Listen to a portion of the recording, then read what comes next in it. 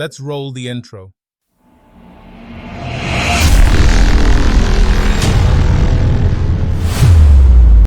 Alright guys, तो मैं आ गया अपने VS कोड में और यहाँ पर आकर मैंने एक फ़ोल्डर क्रिएट कर लिया है सोल्यूशन 1 के नाम से। बेसिकली आज हम जो हमने एक्सरसाइज 1 देखी थी, आई होप कि आपने ये जो क्वेश्चन दिए थे मैंने प्रोग्राम्स ये आपने सॉल्व कर लिए होंगे। तो आज हम इसका सोल्यूशन देखने जा रहे हैं। तो मैंने यहाँ पर आकर एक फ़ोल्डर बना लिया है और यहाँ पर एक फ़ाइल क्रिएट कर ली है टेक्स्ट की, जहाँ पर मैंने ये सारे क्वेश्चन पेस्ट कर दिए हैं। तो फर्स्ट प्रोग्राम देखते हैं हम ये क्या है।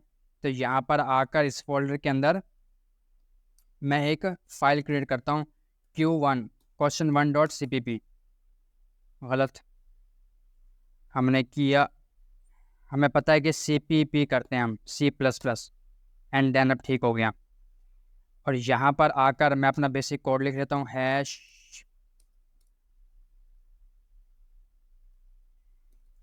include iostream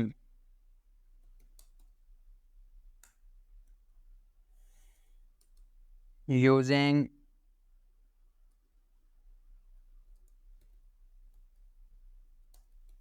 std।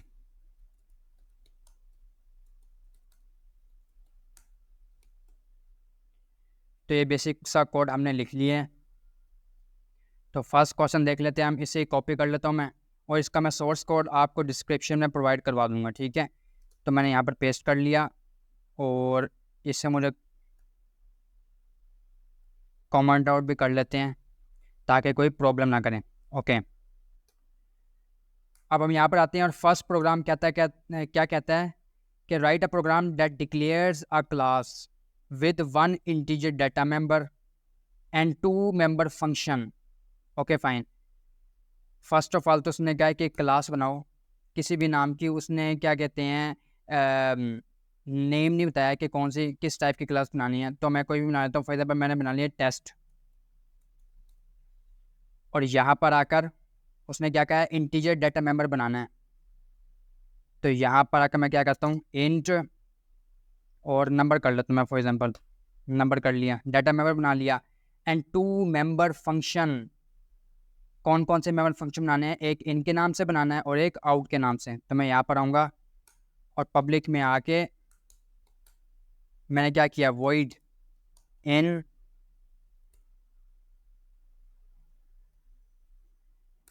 Void out, ये हो गया। एंड क्या कहता है वो इन एंड आउट बनाने हैं किस चीज़ के लिए, टू इनपुट एंड आउटपुट।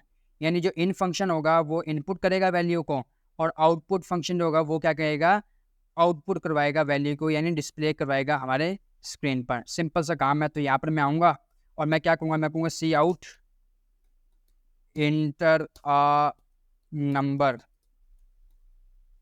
ये मैंने मैसेज प्रिंट करवाया और यहाँ से मैं आप यूज़र से वैल्यू लेता हूँ। हमें पता है कि C++ में यूज़र से जब आपने कोई वैल्यू लेनी होती है तो आप सी इन लिखते हैं, console input and then extraction operator. और मैंने कहाँ पर स्टोर करवाना है, नंबर नाम का जो वेरिएबल है वहाँ पर स्टोर करवाना है मैंने। जो यूज़र से वैल्यू आएगी वो इस वेरिएबल में स्टोर हो जाएगी। Okay fine. यहाँ पर मैं आऊँगा और इसे प्रिंट करवा दूँगा इंटर नंबर इज, क्या है नंबर। सिंपल सा प्रोग्राम था, हमने सॉल्व भी कर लिया इसे। फाइन, मैं इसे रन कर सेव कर लेता हूँ पहले मैं, एंड देन इसे रन करता हूँ।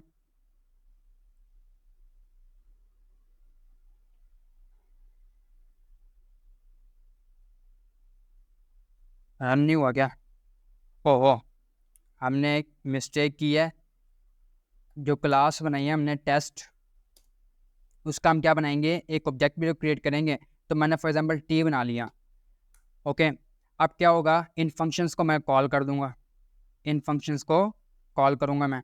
तो मैंने क्या किया टी डॉट इन को कॉल किया पहले ताकि ये वैल्यूज़ इनपुट करवाएगा, एंड टी डॉट आउट लिखा मैंने, ये वैल्यूज़ को क्या करवाएगा आउटपुट करवाएगा। एंड देन मैं सेव करता हूँ Ctrl+S और फिर मैं इसे रन करता हूँ।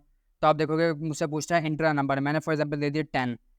तो मैं इंटर किया तो आ गया इंटर्ड नंबर 10। ओके, क्या हुआ, यहाँ से इसने मैसेज प्रिंट हुआ, जो यहाँ पर प्रिंट हुआ, यहाँ से इसने वैल्यू ली यूज़र से जो इस वेरिएबल में स्टोर हो गए, फिर यहाँ पर आकर मैंने क्या कहते हैं प्रिंट करवा दिया। तो आप देख सकते हो कि हमारा प्रिंट हो गया है। आई होप कि आपको ये क्लियर हो गया होगा क्वेश्चन 1 प्रोग्राम 1। देन हम एक और फाइल बनाते हैं क्वेश्चन 2 q2.cpp, और यहाँ पर आकर भी मैं यही काम कर लेता हूँ, कंट्रोल A किया, C कर लेते हैं और यहाँ पे पेस्ट। बार बार लिखने से अच्छा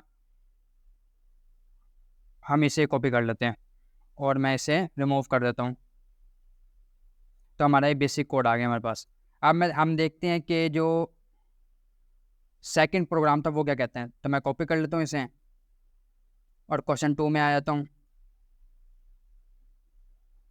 और यहाँ पर आकर कमेंट्स में मैं पेस्ट कर देता हूँ इन्हें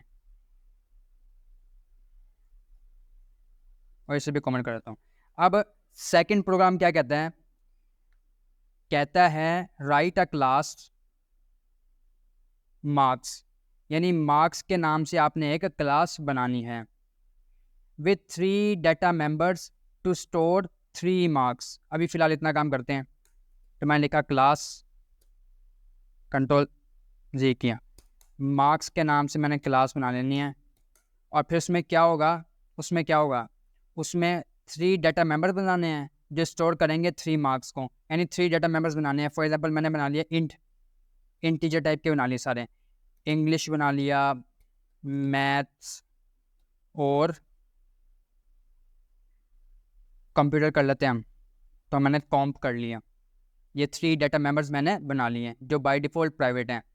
आगे कहता है write 3 member functions in to input marks, यानी कि 3 मेंबर फंक्शन बनाने हैं। पहला मेंबर फंक्शन क्या है, वो होगा इन के नाम से।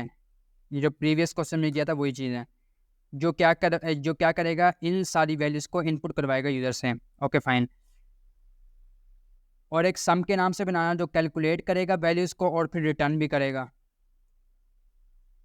तो मैं यहाँ पर आऊँगा और चूंकि ये वैल्यू रिटर्न करेगा तो मैं इसे इंटीजर टाइप का रखूँगा, वॉइड नहीं रखूँगा। या तो मैं इसे इंटीजर कर दूंगा या फ्लोट कर दूंगा, वो मेरी मर्जी है क्वेश्चन के मुताबिक, लेकिन वॉइड नहीं रखूँगा। हमें पता है कि वॉइड कुछ रिटर्न नहीं करता, लेकिन यहाँ पर ये बोल रहा है कि रिटर्न भी करेगा। तो मैंने इंट में रख लिया इसे और सम के नाम से फंक्शन बनाया और यहाँ पर आकर इसे भी बना दी मैंने। थर्ड क्या कहता है, एंड एवरेज के नाम से बनाना जो कैलकुलेट करेगा और रिटर्न करेगा एवरेज को। तो यहाँ पर आके मैंने इनके एवरेज भी बना दिया। ओके, ये काम कह रहा है वो हमें करने के लिए। तो यहाँ पर फर्स्ट ऑफ ऑल आएंगे इन फंक्शन क्या काम करता है, इनपुट के लिए काम करता है। तो मैं यहाँ पर आता हूँ, मैं कहता हूँ see out inter marks of all subjects, और सीन में इन सारे सब्जेक्ट्स को मैं सीन करवा लेता हूँ। तो मैथ्स और कॉम्प। ओके, ये मैंने क्या कहते हैं इन वेरिएबल्स में वैल्यू स्टोर करवाएं जो यूज़र देगा। ओके, अब यहाँ पर आता हूँ मैं और यहाँ पर आकर मैं इंट सम के नाम से मैंने एक वेरिएबल बना लिया और क्या करूँगा मैं, ये 3 वैल्यूज़ हैं इनको प्लस कर दूँगा, ब्रैकेट्स में रख लें तो अच्छा हो जाएगा। यहाँ पर ये लिखा मैंने और टर्मिनेटर ऑपरेटर। हम जानते हैं कि C++ में जब लाइन एंड होती है तो फिर हम टर्मिनेटर ऑपरेटर लगाते हैं और रिटर्न करेगा किसको, सम को रिटर्न कर देगा। यानी जो ऐड होगी वैल्यूज़ वो सम के पास आएंगी और फिर ये रिटर्न कर देगा सम की वैल्यू। और यहाँ पर जब हम आएंगे तो मैं क्या करूँगा, मैं एक फ्लोट के नाम से ना, ओहो एवरेज, मैंने एक वेरिएबल बनाया फ्लोट का। क्यों, क्योंकि ये फ्लोट का क्यों बनाया, क्योंकि ये होंगे डिवाइड। जब डिवाइड होती है वैल्यूज़ तो समटाइम्स तो फुल फॉर्म आ जाती है और समटाइम्स पॉइंट्स में आंसर आता है, तो इसलिए हम फ्लोट में से बना लेते हैं। अब मैं यहाँ पर आऊँगा, मैं क्या कहूँगा, सम डिवाइडेड बाय 3। ओके, एवरेज हमें पता है कैसे निकालते हैं कि जितने भी ऑब्जेक्ट्स होते हैं या सब्जेक्ट्स जो दिए हुए हैं उनको सम करते हैं, फिर उनके सम को हम उनकी काउंटिंग से डिवाइड कर देते हैं। यानी यहाँ पर 3 है तो मैंने 3 से, अगर 5 होता तो मैं 5 से डिवाइड कर देता। लेकिन अब देखो ये यहाँ पर कुछ एरर दे रहा है। ये क्या कह रहा है, अर्थमेटिक, यानी सिंपल फाज में ये कह रहा है कि ना जो सम है ना वो डिफाइन नहीं है। मैं नहीं जानता कि सम है क्या, और ऑब्वियसली हम जानते हैं कि सम जो है ना, सम वो इस स्कोप के अंदर डिफाइन है। ओके, तो हम इसे इस स्कोप के बाहर एक्सेस नहीं कर सकते हैं। तो बेहतर ये होगा कि हम क्या करें, इसको सम को हम यहाँ पर आकर बनाएं, इंट सम। अब देखो इसने एरर, अब हमने यहाँ पर बना दिया ना, तो अब ये इसमें भी एक्सेस हो सकता है सम, और इसमें भी एक्सेस हो सकता है, और इसमें भी। तो अब एरर हट गया, आप देख सकते हो। और यहाँ पर भी रिटर्न भी करवाना है, किसको, एवरेज को। फाइन, अब यहाँ पर आता हूँ मैं, और हमने मार्क्स के नाम से बनाए थे, तो मैंने ऑब्जेक्ट बना लिया एम, और मैं क्या कहूँगा, एम डॉट इन को कॉल करूँगा, जो क्या करेगा, हमारी वैल्यूज़ को इनपुट करवाएगा। एम डॉट सम को कॉल कर लूँगा मैं, और एम डॉट एवरेज को कॉल कर लूँगा मैं। अब यहाँ पर देखो ये ना क्या थ्रो कर रहा है, एरर। क्यों, मैं बताता हूँ। यहाँ पर आता हूँ मैं, इंट सम बना लेता हूँ, और फ्लोट में मैं एवरेज बना लेता हूँ। इन वेरिएबल्स के नाम आप कुछ भी रख सकते हो। ओके, और यहाँ पर आकर ना क्या करता हूँ, सम के पास इसकी वैल्यू आएगी, और एवरेज के पास इसकी वैल्यूज आएंगी। ओके फाइन, मैंने इतना लिख लिया है। अब ये यहाँ पर कुछ एरर थ्रो कर रहा है, देखते हैं हम। कहता है expression preceding parenthesis of parent call must have. Okay, देखते हैं यहाँ पर क्या मसला है। सारा काम तो ठीक है, हमने पब्लिकली से कॉल भी की है। ओके, तो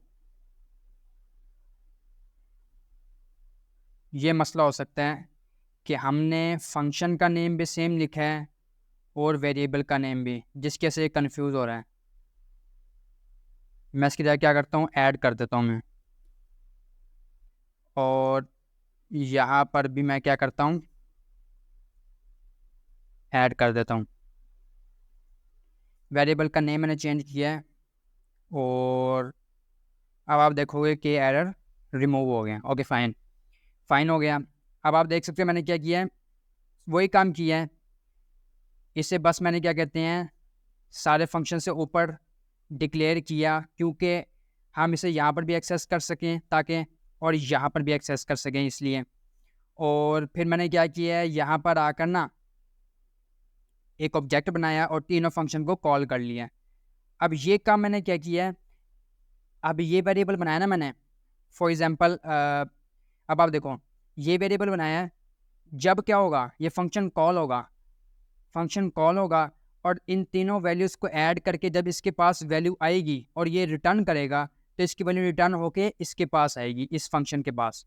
यानी फॉर एग्जांपल आई है 10 इसके पास। अब मुझे इसे प्रिंट भी तो करवाना है, तो इसके लिए इसलिए फिर मैंने क्या किया, एक वेरिएबल बनाया और इसकी वैल्यू इस वेरिएबल को असाइन कर दी।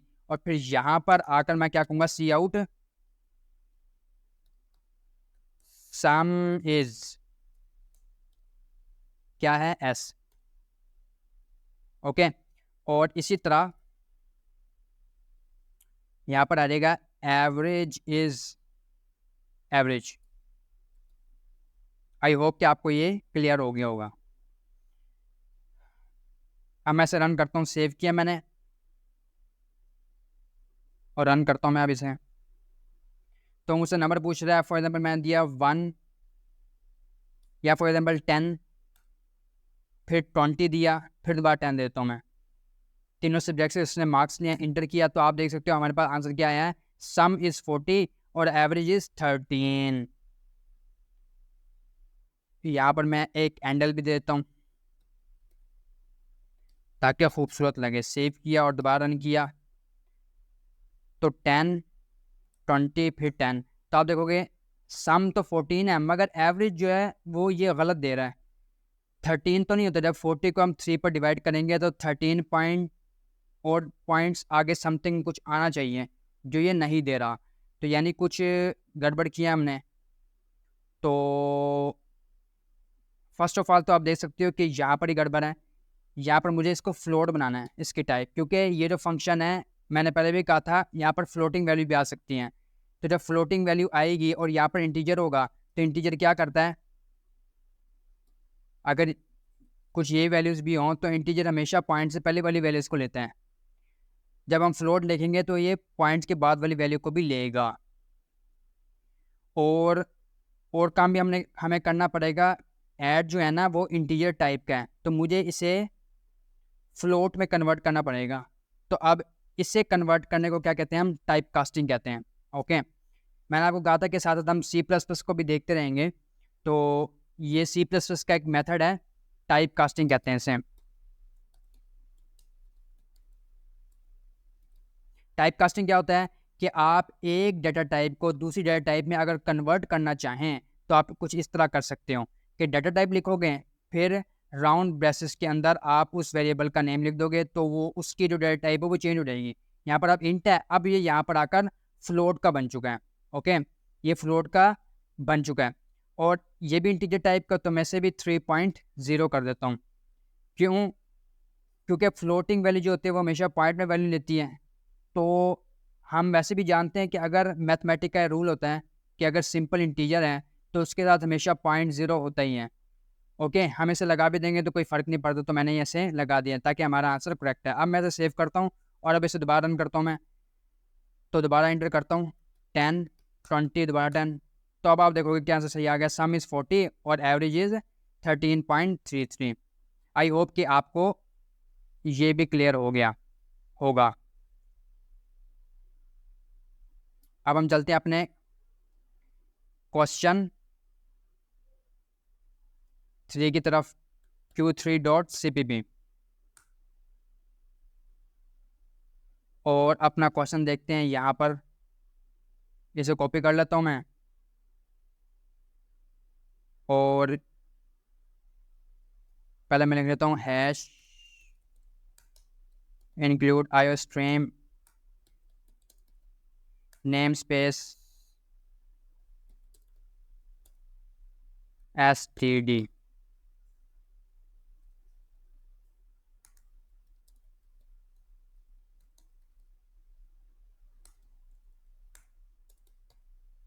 रिटर्न 0 और यहाँ पर आकर मैंने इसे पेस्ट कर दिया, कंट्रोल Z किया।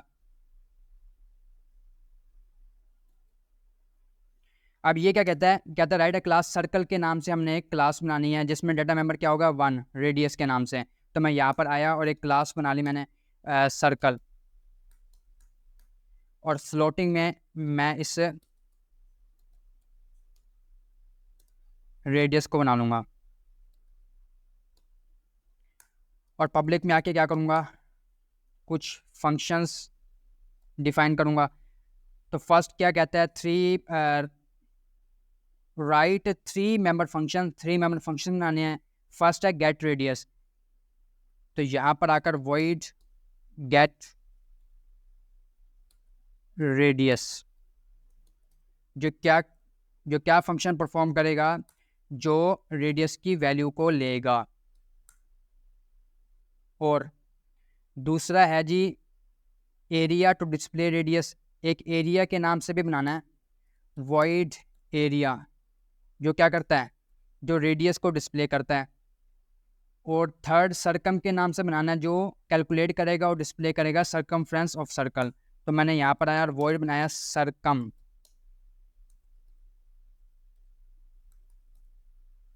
फाइन, यहाँ पर फर्स्ट ऑफ ऑल आते हैं और यूजर से वैल्यू लेते हैं see out inter radius see in radius. Area में क्या कहता है वो कि हमने शो करवाना है रेडियस को, तो रेडियस ऑफ सर्कल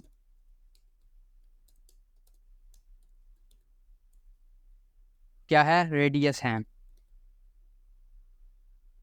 और यहाँ पर आकर हमने सरकम कैलकुलेट करना है, तो मैं यहाँ पर आकर एक फ्लोट के नाम से एक वेरिएबल बनाता हूँ, जिस तरह मैंने सरकम ही कर लिया, सरकमफेरेंस। और इसको वैल्यू क्या देनी है, अब सर्कल का जब हम सरकमफेरेंस मालूम करते हैं तो उसका फार्मूला क्या होता है, उसका फार्मूला होता है 2πr। तो 2 लिखा मैंने, मल्टीप्लाई बाय पाई की वैल्यू क्या होती है 3.14, एंड मल्टीप्लाई किया मैंने r से, तो रेडियस हमारा ये है, ये फार्मूला होता है। ओके, कंट्रोल जी, और यहाँ पर आकर मैंने सी आउट भी करवा दिया। सरकमफेरेंस ऑफ सर्कल इज क्या है, सरकम, ये लिख दिया मैंने। तो हमारा जो क्वेश्चन है वो कंप्लीट हो गया। अब मैं क्या करूँगा, यहाँ पर आकर एक ऑब्जेक्ट बना लेता हूँ सर्कल का। तो मैंने क्या किया, सर्कल सी का ऑब्जेक्ट बना ली मैंने, और सी डॉट गेट रेडियस को मैं कॉल कर दूंगा ताकि वो वैल्यूज़ को इनपुट करवा लें। सी डॉट एरिया को कॉल कर दूंगा ताकि वो रेडियस को प्रिंट करवा दे, और सी डॉट सरकम को कॉल कर दूंगा ताकि वो सरकमफेरेंस प्रिंट करवा दें। तो हमारा ये क्वेश्चन भी कंप्लीट हो गया। आप देख सकते हो कुछ इस तरह का हमें नज़र आ रहा है। मैं सेव करता हूँ और रन करता हूँ। तब मुझसे वो पूछ रहा है वैल्यूज़, मैंने कहा 5.6। तो आप देख सकते हो कि रेडियस है 5.6 और ये मल्टीप्लाई हो गए, कुछ इस तरह की वैल्यू हमारे पास आ रही है। तो आई होप कि आपको ये भी क्लियर हो गया होगा। आई होप कि आपको ये 3 क्वेश्चंस क्लियर हो गए होंगे। जो लास्ट क्वेश्चन है वो हम नेक्स्ट वीडियो में कवर करेंगे, क्योंकि वीडियो की लेंथ बढ़ गई है। वीडियो अच्छी लगी तो लाइक भी करो, और साथ साथ अपने फ्रेंड के साथ इसे शेयर भी करें। मिलते हैं नेक्स्ट वीडियो में, तब तक